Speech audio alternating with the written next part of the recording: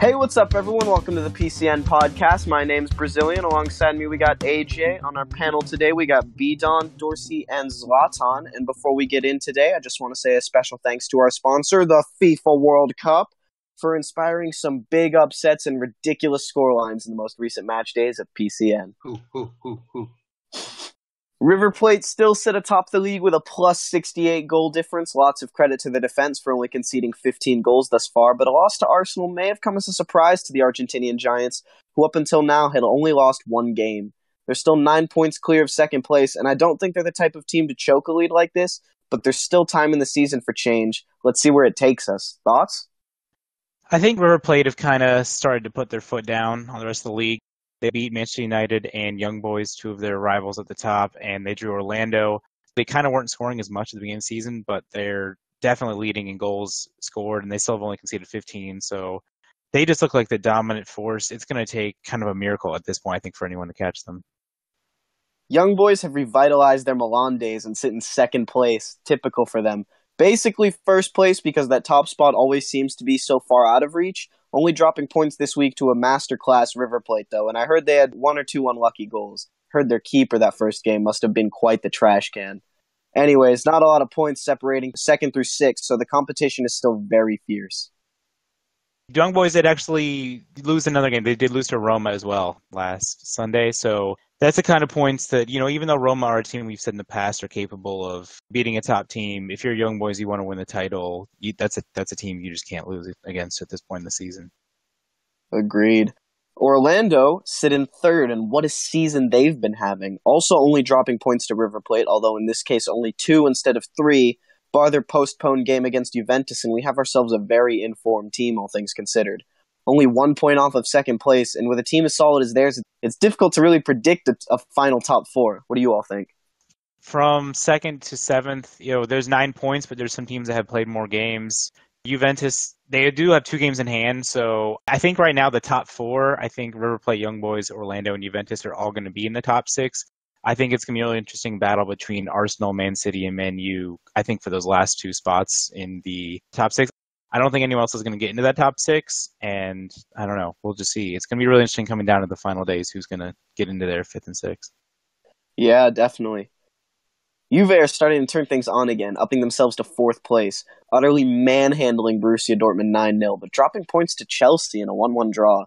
They have a little more work to do, 4 points behind 3rd, but you can never really count out the old lady. However, I don't see them sinking lower than 4th, but I don't really see them climbing higher than 3rd. Could Juve be a team that surprises us going forward? I think that Juve is always a good side, man. And as you've seen, they've had 3 titles. You can never discount them.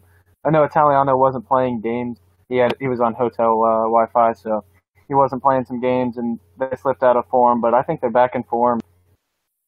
Arsenal have kept up their hard work and continue their top 6 crusade, sitting in 5th. They only picked up 2 wins in the last week, but one of them was a shock 2-1 upset over River Plate. While they would have liked to do better against Atlanta and Man U, the win over River Plate might just be enough to keep them hungry for the rest of the season. I think momentum's on their side going forward, and I personally see them holding on pretty tightly to that top 5 spot. Do you think they're content with their win over River Plate, or do you think they're frustrated with the points they dropped? I think they needed that win considering the other points that they did drop. I think that win against River Plate, they're a little too far out. I think 15 points back, even with the game in hand, to really challenge for the title. But they've been, to me, I think maybe the 3rd or 4th best team in the league, probably on the balance of play this season. And we'll get to it a little bit later, but they were able to win some silverware this week. And I think that's the kind of thing that will just keep them motivated and keep them moving up and up. Man City have made their return to the top 6 talk once again on the podcast, but they're sitting danger close to being knocked out of it. Only dropped a point to Juve with a postponed game versus Schalke in hand. They've lost some key players at a crucial point in their season. Ibra knows how to get players. His negotiating skills are good, especially under the table, wink wink, so I don't doubt he'll be able to find suitable replacements. But Ibra, do you think you guys can stay in the top 6? At first, when we lost the 3, it was definitely a hindrance to our team, but going forward, we've been on a win streak since we picked up, Welty and Chris Voss. I think Chris Voss is going to be our long-term keeper for this season. I think what's interesting as well is that you originally, I think, planning to probably keep the same formation you've been playing all season, but you end up switching to a 3-back.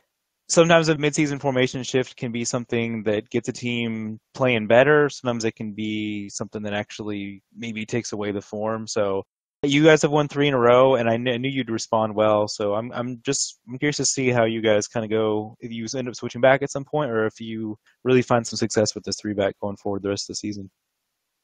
Yeah, and with that, Dorsey, I felt that we were just kind of playing passively, in the 4-1-2-1-2 narrow, and we really needed an aggressive attack.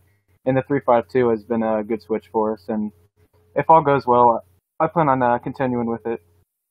Lyon have had an e-migration of players recently. 5 starters have left, and the ship that is Lyon is starting to sink. I called Roma the Big Six bogey team earlier in the season, but I don't know if I can use that excuse for them this time around. Thoroughly outclassed in a 7-0 thrashing. I heard the goalie they signed for that game was a self-proclaimed VFL great, but I heard he also let in 2 40-yarders that bounced before they went in. Lyon have a lot of tactical adjustments to make if they want to hang on. They're safe from relegation, but keeping their better players at the end of the season means they need to turn this ship around. A 2-0 win against Tottenham seems to have been the silver lining, although star forward Misfit was seen in net. So power to you, my fine monkey-owning friend. It really pains me to see some of the things that happened to Lyon. Of course, Brazilian and I are 2 of those players who left, and it wouldn't be fair if we didn't address that at all.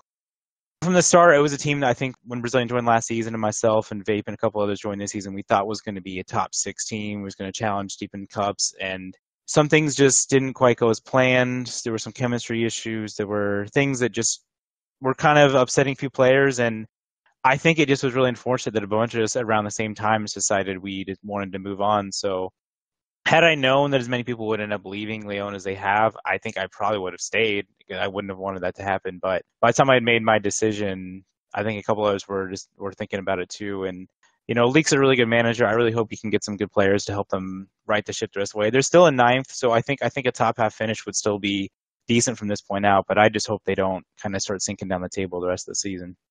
Yeah, I agree. And I want to give a special shout out to Lego Dog, who's one of the co-managers I've talked to extensively. I asked him, you're a player that could find yourself on another team. Like, what keeps you from doing that? He's like, loyalty. I'm going to stick here till the end of the season, despite what happens. I made a promise that I was going to stay, and for that I will. So, power to you, my friend. Atlanta United are on a bit of a hot streak right now. 10 points from their last 4 and moving up the table as a result. The mid-table's super tight. 8 points between 8th and 12th, which is, not the entirety of the mid-table, but a good chunk of it. I can see them pushing for a top 8 spot, but it'll take a couple of favorable results for them to reach it. Thoughts? They are the form team in the league right now, other than a couple of teams at the top. They're all the way up to 10th. I think they've been in 15th, 16th for last season. They're 3rd in the form table in the last 6 since they added Peanut and Gummy. So how high can they finish? I don't think they can really challenge for top 7, but right now the way they're playing, they're the best team out of anyone in that kind of 8th to 12th range. So wouldn't surprise me for them to finish 8th and maybe have a good run in the Royal Cup as well. Yeah, it'd be interesting to see. Now, Dorsey here decided he didn't want to see his beloved Bayern sink to D1 and join them for the remainder of the season. Since then, they've won only 1 game in the last 4, but they're still right on the verge of escaping relegation. Dorsey, what do you have to say about Bayern's final few games and what they need to improve upon to stay up this season? It's just some little things. They've gone through a lot of players this season, and I can see at some positions why they've done that. There are some players, I think, that either out of position or maybe just not up to the standard. So we brought in a couple of players this week, and I think for the rest of the season, I think the key to keeping Bayern in the Super League is to find a formation that we can stick with and try to find a starting 11, roughly a starting 11, if it's 12 or 13, that we really consistently rely on. The biggest thing that can really hurt a team in a relegation battle is just switching things up every single game day. Beat New York City, should have had a result against Liverpool last night in the league. So I think if we keep going at the rate we're going, I think we'll be able to have safety. But if Chivas or Milan, who have lost 5 straight each, if they start to get hot at any point, that'll make things that much tougher for us. Interesting perspective. Thank you, Dorsey. Now, Dortmund and Tottenham both sit deep relegation zone. Not much new to say, although Tottenham's the closest to escaping outside of Bayern. Chances aren't great given the remainder of the season. What needs to be better, and what should they be looking forward to in the future? I still am not sure if Dortmund have any real shot. They're just leaking goals like a sieve. They're still showing up, which is impressive to see, as we've said before. But I think as it goes along, 12 games remaining, they still only got 1 win all season. So I don't see it coming for them. Spurs, I think they won a game last night, and I know they just recently switched managers again. They've been switching back and forth between OG Fears God and Hank all season. and they have a new co-manager, so maybe with a few new players brought in, that will turn their tide. So I definitely don't think the relegation battle is anywhere near over yet. I definitely agree with that, but that does wrap up about what we had for Super League. Dorsey, onto the Cup. Yep, onto the Cup. We will start with our League Cup final from last night. I think it went as some people certainly expected. Arsenal sitting in the top 6, Bayern in the relegation zone. Classic case of top versus bottom. Could the underdog really do it? And I can say that we did not. Arsenal were just the better team. You know, they've been a good team all season, and we were going to have to be pretty perfect to get a result. Just a couple out of position on the first goal, penalty for the second. By the time we got to the second half, we conceded early. It was 3-0. We just didn't have much going. Hats off to Arsenal. They really earned this one. But anyway, that's all for the League Cup. Congrats to Arsenal again. And now we are moving on to our second cup, which is the Royal Cup. We are down to the final 16. Our matchups are Ajax versus PSG, Arsenal versus Young Boys. Arsenal did beat Young Boys 4-0 in the League Cup, so it'll be interesting to see if they can continue that. We have Leverkusen versus Chelsea. We do have Juventus versus Bayern, which is probably one of the biggest mismatches of the first round on paper. We have a Manchester derby between United and City, also a clash of the top 6. We have Orlando versus Atlanta. So can Atlanta keep up their hot form and knock out one of the big boys in the top 6, or will Orlando hold serve? River played against New York City. I think no one is really going to be picking New York City in that matchup. And then we have Roma and Schalke, sort of a lower mid-table clash. We're going to have one game a week, 2 legs in these knockouts. So we'll have a little wrap-up every week about who's leading and who we think is going to go through. So looking forward to that. And that'll do it for the Cup discussion. Going to move on to D1 with my main man, AJ. Thank you, Dorsey. Well, where do I want to start? All right, Division 1. I guess probably at the top. I started there all year. Leverkusen. They're leading the league with 58 points. One of the amazing stats that pops out to me, as I said last week, was that they're leading in all team stats. And they also have a plus 50 goal differential, which is 18 goals ahead of the next closest team. They've been doing really good. They also just acquired 2 new starters from Inter. And so they're looking like the favorite coming down to the last 3 game days going in. That is controversial. We have not seen too many instances where top team has bought out multiple players from a team directly below them in the standings. So team of the season type players as well. Yeah. So I actually didn't see. I heard rumors of this. I didn't actually see that it went down. So that'll be really contentious. I feel like if Inter go on to somehow win the title, there will be lots of words said about those 2 players. Ooh, yeah, that's that's a good way of putting it. Not to be no knock on Inter though, because they're only 6 points back and they got a couple games in hand. They've been solid all year.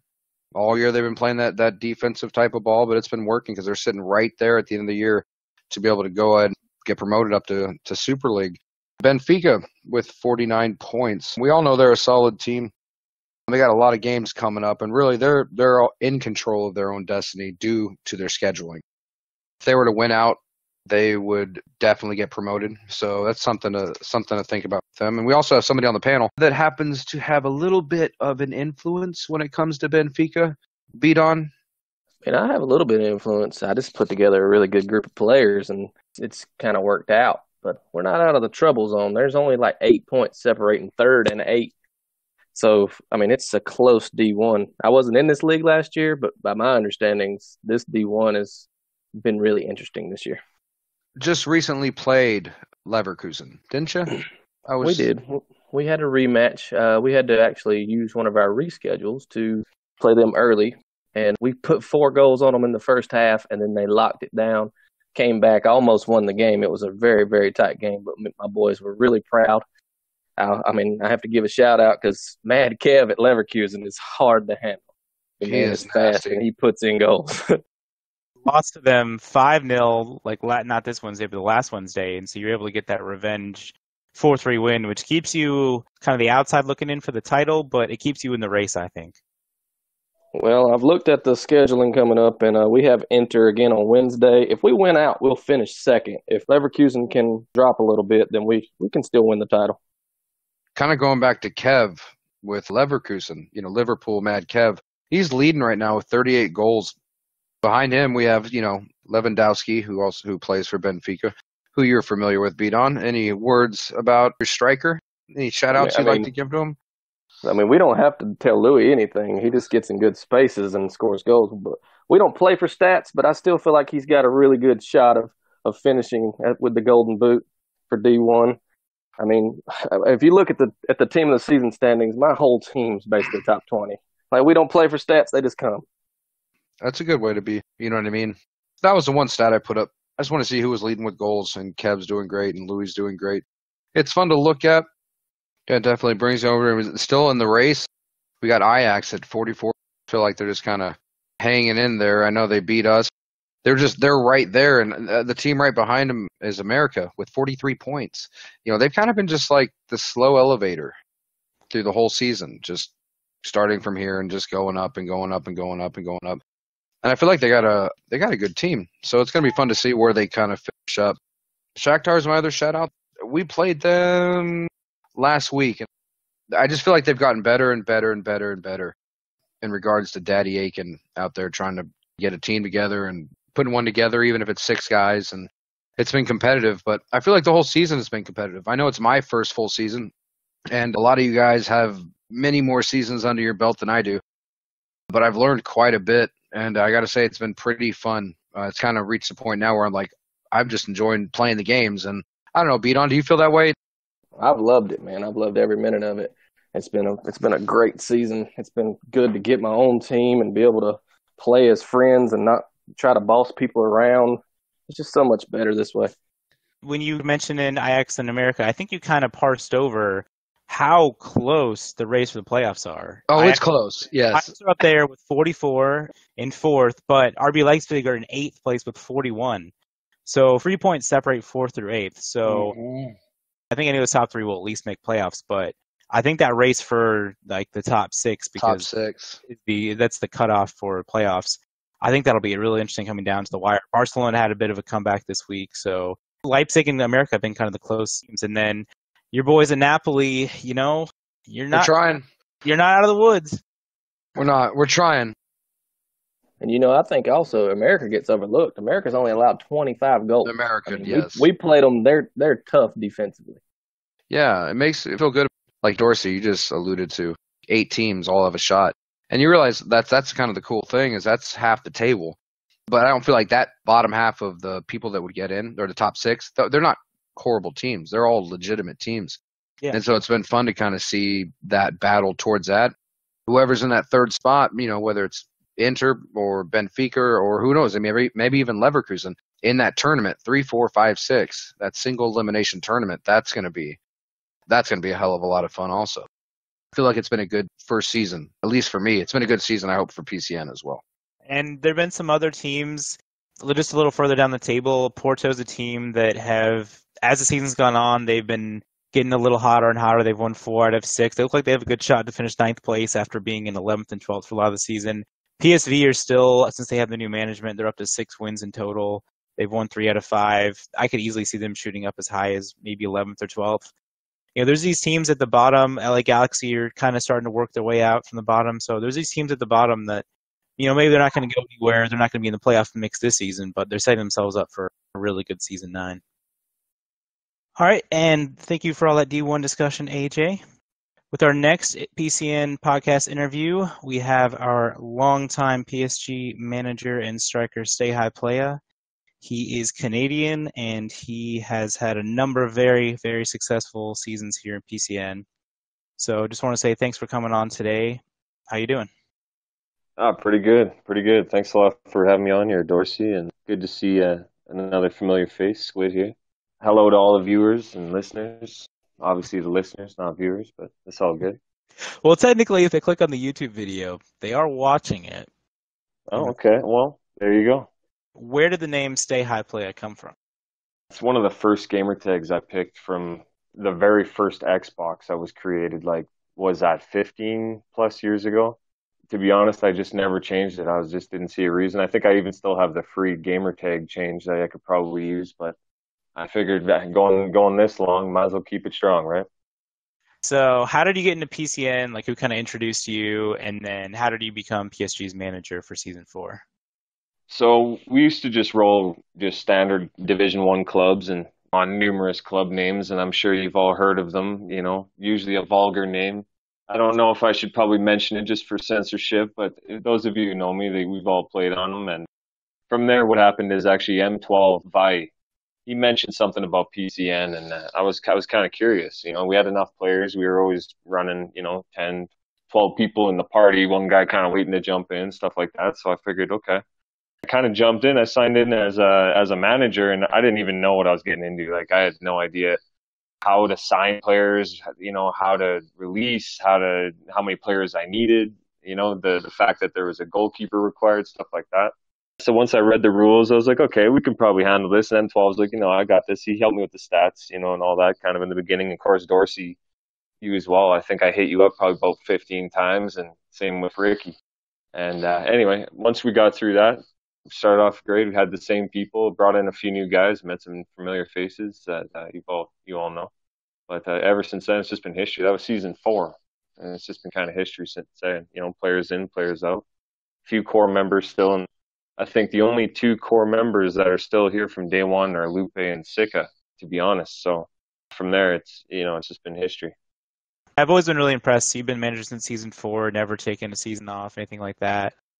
And Sika and Lupe are the only 2 who stuck with you the whole way. But there's been a number of players like M12, like Kermit, like Fencing Guy. A lot of these guys, They're there for 2, 3, 4 seasons. You're able to stick with you longer than I think a lot of managers are, which is a credit to, I think, your management style and just how kind of easygoing you are. I appreciate that. Yeah, guys that have stuck with me since I think season 5 or 6, Fencing, Braveheart, and you can't forget guys that we've just recently signed that have really turned the tables. I mean, right now, I got to be honest, going from 3rd place last season to where we're at 14th.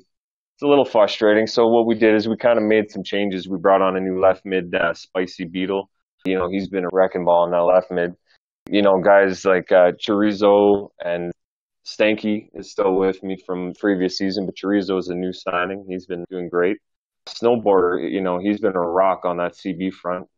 A new signing was Foot King, and I think the last new signing was Southern on the cam front, helped me out with Braveheart because Braveheart's availability kind of changed up. So I look for players that are here to stay, be loyal to the team, and I think it shows. A lot of the guys have at least stayed 2 seasons, and then we leave on good terms. Dorsey, we played international with us, and you're always welcome to play again with us. The same goes for the guys that have come in and left, stuff like that. So. Yeah, for sure. And so, speaking of international, you're managing Panama this World Cup after 2 stints as Netherlands manager. There were some ups and downs. I think the first World Cup last summer, we topped our group. We had the most points of anybody in the group stage, and then we went out. We were killing. We went out the very first knockout game, and that hurt. So, man. Any plans on how to take your team to the next level and find a way to win this whole World Cup? The way I looked at World Cup is I figured, okay, we're allowed 4 players from your league team, and you have to be careful with what you do there. And number one, there's the political side of it. You kind of let down a lot of your players when you pick 4. They're kind of like, oh, man. The way I looked at it is, okay, you know what I'll do? I'll facilitate you. I know all these other managers. If you guys have a team that you're even remotely close to interested, from there, it is to help everybody build more social aspect, get to know everybody, more teams. From there, I figured what I'm going to do is I'm going to handpick players that I played against that I thought were really well played. And I thought, maybe there's some guys that would be interested in just kind of trying something different. And I handpicked players, not even on stats. I didn't even look at stats. I just figured over the seasons, there's a few guys that have stood out. And we'll see what happens. I hope we get somewhere with it. Yeah, for sure. I think that's a really interesting approach. Just I know there were a couple of teams in the Euros that I think they got like half of the D1 team this season. So I think they, instead of really looking at who the best players were, like by playing, I think they just went, oh, these are the guys who did the best stats. And they kind of, I think that team did okay. But I think going more on people you remember playing, I think that's a really interesting way of doing it. The biggest thing is playing against, right? Because then the guys that really take you down and take you out and really give you a hard time, you remember those guys. You know what I mean? You respect them because you're like, damn, they were good.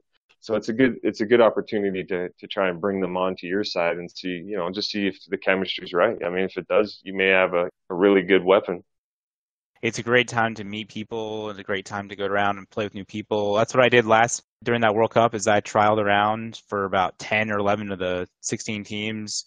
You were kind of one of my 2 finalists. Eventually I decided to sign with you. It was a great time, played really well till the finals. And then Euros I managed for the first time. It was my first managed job was with Iceland, and that had its ups and downs, but I learned something from that. I recommend doing that for a lot of people, even if you're kind of a nervous person or you just want to play with your friends. Like, I recommend getting out there and just trying to play with some new people. It's really fun, and you never know. You might meet somebody that you'll play with down the line, or you'll be managing. And you're like, hey, I remember trialing with that dude. He was really good. You can reach out to them, and if you played well, they liked you, you liked them, then that's someone you can rely on in the future. Totally agree, Dorsey. All right, and just a couple more questions before we get you out of here. So you've been PSG manager for 5 seasons. A lot of them have been successful. This has definitely been, I think, your roughest by some measure. Woo. But do any of them kind of stand out as your favorite? Any big highlights in that time? Well, favorite, I mean, obviously favorite would be our highest finish. And what happened there, I think one of our biggest hits was losing our full-time keeper, Kermit. I let him, have some fun for international, play on another team, and then I think it developed into this season here for him. Ever since then, to be honest, it's been difficult finding a keeper that's able to meet the same availability, and that's actually been our struggle. And what's happened now is actually our right mid Lopez, out of nowhere, stepped into the goalkeep front, and he has been owning it. If anything, it comes down to us in the mid to strike the defense to figure it out. And as long as, he's given a good opportunity, he'll save it. So props to him. Hats off. And then lastly, this is a little bit controversial. Whenever this topic comes up, you're someone who comes up in that, and they're kind of like, why do they do that? So you're one of the very few strikers I know of who play in PCN or anywhere full-time on Pro K. I'm sure you knew this was coming. Why do you think it works best for you? Why do you think the people kind of criticizing you are wrong to do so? Every single person I've played with has given me crap about that. And I listen to them. I try side to side. But here's what happened in FIFA 14 when I first played pro clubs. I kind of thought, okay, is this the direction of where it's going? I was like, okay, well, maybe I need to get used to it, get with it, kind of like something new. I'm like, okay, so I stuck with it. Honest to God, after 2 years of playing it and trying to go back, it's like I have to relearn the game. It almost feels like, where am I at now? So from there, I just feel like, that's where I'm at. That's my view. And hopefully, future FIFAs, they don't change it on me, because then I may be stuck in a situation, relearn a little bit. That much of an impact. They both got their pros and cons. I mean, from the pro view aspect, the thing is a lot of your depth perception is a little more difficult because you've got to run towards the ball while you're looking behind it. You're looking behind your player. That's one difficult aspect. The other thing is your vision does cut off a little bit when you do possess the ball. The thing with side to side, I found I was stuck with having to use my select button a lot more, use my left bumper to hold my position a lot more. And it kind of threw me off a little bit, not to mention I'm shooting to the right instead of straight up where I've been doing for so long. They both got their pros and cons. And I mean, I find just stick to what you're comfortable. And if you do go out your comfort zone, just make sure you rip it around for a season. And then, you have to commit to one or the other, though. That's the thing. Yeah, for sure. Well, I appreciate having you on today. You're one of the rocks of PCM. Just want to thank you for coming to the league and sticking around and always having good, fun teams and just being such a easy guy to get along with, great guy to play with. Yeah, just thanks for coming on. Appreciate that, Dorsey. Thanks for having me on, everybody, and thanks for listening. Obviously, there's more to come, and look out for PSG. You never know. We might take a good. What do we got? 12 games left. Let's hope we get a 12-game streak. We're still in that Royal Cup. Let's get some silverware, baby. And to all the teams out there, hey, if you're on the bottom half like we are, just know last season we were third. We're 14th right now.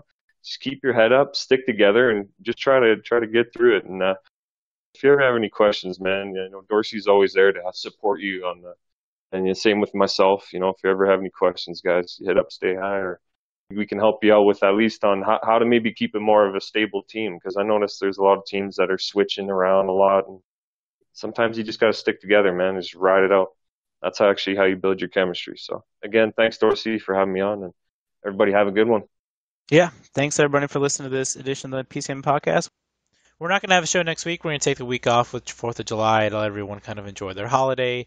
We will be back the week after to wrap up the Division 1 season. see where we're at in the Royal Cup and get a preview for the promotion playoffs for D1, as well as see if we can kind of predict the end of the Super League top of the table and relegation battle. So looking forward to being back with you guys very soon.